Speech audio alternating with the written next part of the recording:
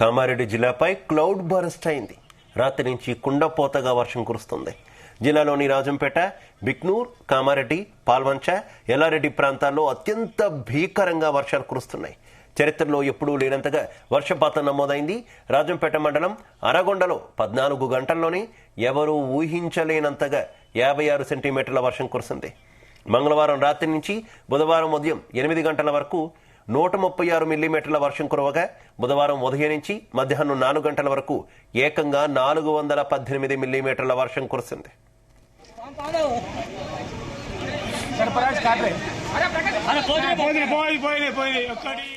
Right, కామారెడ్డిలో ప్రస్తుతం ఉన్నటువంటి తాజా పరిస్థితికి సంబంధించి మరింత సమాచారం మా కరెస్పాండెంట్ శ్రీచరణ్ అందిస్తారు. శ్రీచరణ్, కామారెడ్డిలో కుండపోత వర్షాలు కురుస్తున్నాయి. దానికి తోడు సిచ్యువేషన్ కూడా, పట్టణంలో సిచ్యువేషన్ కూడా చాలా దారుణంగా ఉన్నట్టే తెలుస్తుంది. ఏంటి జిల్లా మొత్తంగా సిచ్యువేషన్ ఏ రకంగా ఉంది?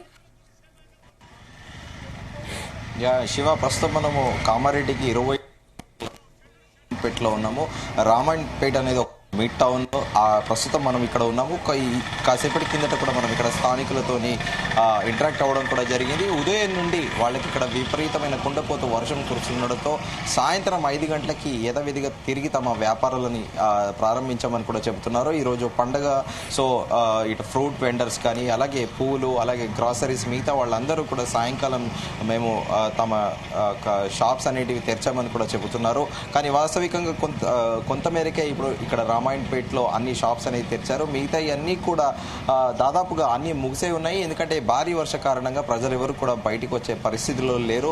సో ఇప్పటికీ ఇక్కడ రామాయణపేటలో వర్షం అయితే పడుతున్న చినుకులు, చిరుజల్లులు అయితే పడుతున్న దృశ్యం మనకి లైవ్ లో స్క్రీన్ పైన కనిపిస్తుంది. అలాగే దీంతో పాటు ప్రస్తుతము మనకి ఈవినింగ్ కూడా అందిన అప్డేట్ ప్రకారము ఈ కామారెడ్డి జిల్లా బీబీపేట వద్ద కూడా చెరువు చాలా ప్రమాదకర స్థాయిలో ఉందని కూడా మనకి చర్చించుకున్నాము. చెరువు కట్టపై నుంచి కూడా నీరు ఉధృత రూపంలో కూడా పారుతుంది. అయితే ఈ కట్ట ఒకవేళ తెగితే మాత్రము ఈ బీబీపేట మండలంలోని షేర్పల్లి, అలాగే తుజాల్పూరు, మెదక్ జిల్లా నిజాంపేటలోని మండలాల్లో రాంపూరు, అలాగే నందుకుల గ్రామాలకు ముప్పు ఉందనేది కూడా భావిస్తున్నారు. ఈ నేపథ్యంలో భారీ వర్షాల నేపథ్యంలో ముఖ్యమంత్రి రేవంత్ రెడ్డి అధికారులను, అలాగే అన్ని శాఖల అధికారులు, సిబ్బందిని అప్రమత్తంగా ఉండాలని కూడా సూచించారు.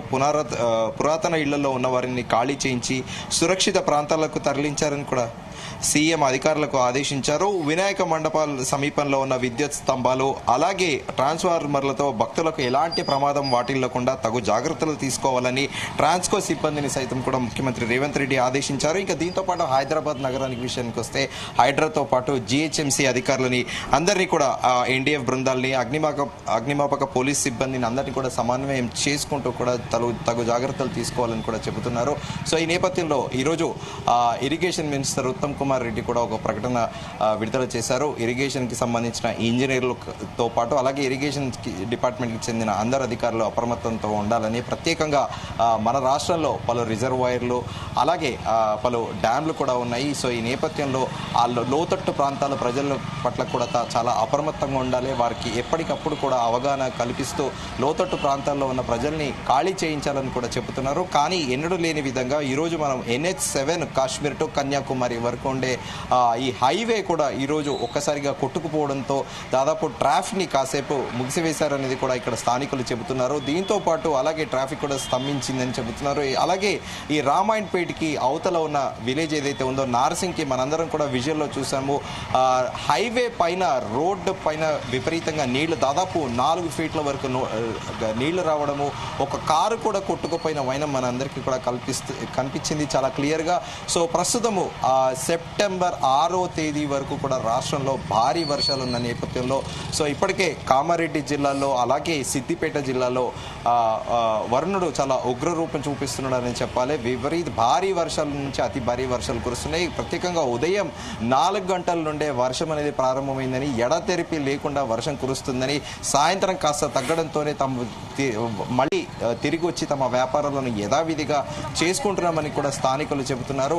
సో అయితే ఇప్పుడు మన రోడ్డు పైన కూడా చూస్తున్నాము, చాలా మటుకు కూడా ఖాళీగానే ఉంది. అక్కడక్కడ అంటే ఎమర్జెన్సీ సర్వీసెస్ తప్ప మిగతా జనాలు ఎవరు కూడా ఈ రామాయణపేట పట్టణంలో ఎవరు కూడా బయటికి రావట్లేదు. మనం స్క్రీన్ పైన చూస్తున్నాము ఒక మెడికల్ షాపు, అలాగే ఇక్కడ ఉన్న ఒక స్థానికంగా ఒక స్వీట్ షాప్ మాత్రమే, కొన్ని షాప్స్ మాత్రమే తెరిచి ఉన్నాయి. మిగతా అన్ని చోట్ల ప్రస్తుతము ఇక్కడ రామాయణపేటలో అయితే ఇంకా స్ట్రీట్ పైన వాటర్ నీళ్లు అలాగే కూడా పారుతున్నాయి.